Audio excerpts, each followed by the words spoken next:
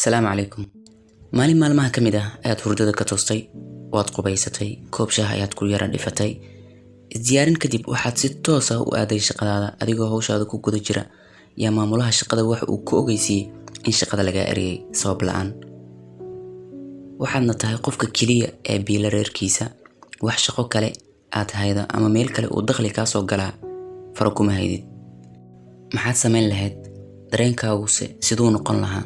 Mustaqbalkaaga siduu kula muuqan lahaa? Hayaanka noloshaadu siduu isu bedeli lahaa? Masiirka qoyskaaguna siduu noqon lahaa maadaama aad tahay qofka kaliya ee u dhaqdhaqaaqayay? Videogan waxaan kula wadaagi doonaa qiso kamid ah qisooyinkii guusha ee la yaabka lahaa. Haddii aad nagu cusub tahay fadlan ku soo biir channelka adigoo riixaya badhanka subscribe. Haddii aad kamid tahay baadi hore noogu xirneedna fadlan like saar siina share garay si uu u gaaro asxaab badan. Hordhicii aan idin soo sheegay waxay ku dhacday nin u dhashay dalka Mareykanka oo lagu magacaabo Wallace Johnson. Waxa uu ahaa shaqaale iska caadi ah oo ka shaqeeya warshad alwaaxda lagu sameeyo. Waqtigiisa ugu badan ee dhalinyaranimo wax uu ku qaatay ka shaqeynta warshadaas. Wuxuu ahaa mid hawshiisa u qabsada si ay jacayl iyo firfircooni ku dheehan tahay ilaa uu ka gaaray 40 sano isagoo weli sida nin dhalinyaro ah oo adag uguna jajaban hawshiisa. Ayaa maalin maalmaha kamid ah isagoo si firfircooni hawshiisa isaga wato ayaa Wallace Johnson waxa lagu wargeliyay in laga eriyay shaqada sabab la'aan. Madaxii shaqada ayaa u sheegay in laga eriyay shaqada uuna isaga tago dib dambana uusan ugu soo laaban warshada. Bal ka waran dareenka ah in maamulaha shaqada uu ku yiraahdo waa laga eriyay shaqada. Ma ahan shaqo ka eriyad caadi ah sababtoo ah ninkan wax uu warshadan ku bixiyay dhalinyaranimadiisa, xooggiisa iyo sanadaha ugu badan ee noloshiisa.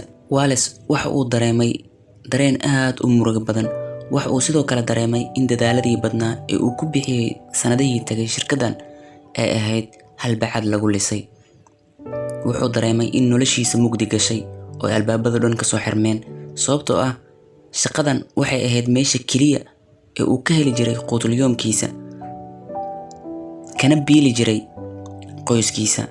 Mana lahayn haba yaraatee meel kale oo uu dakhli ka soo gali karay markaas. Wallace waxa uu bilaabay in uu aad u fikiro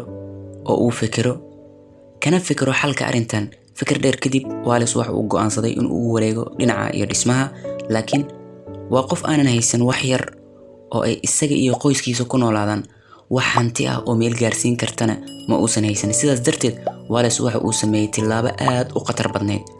Waxa uu rahan dhigay gurigii uu deganaa, waxa uuna sidaa ku bilaabay dhismihii ugu horeeyay uu sameeyay.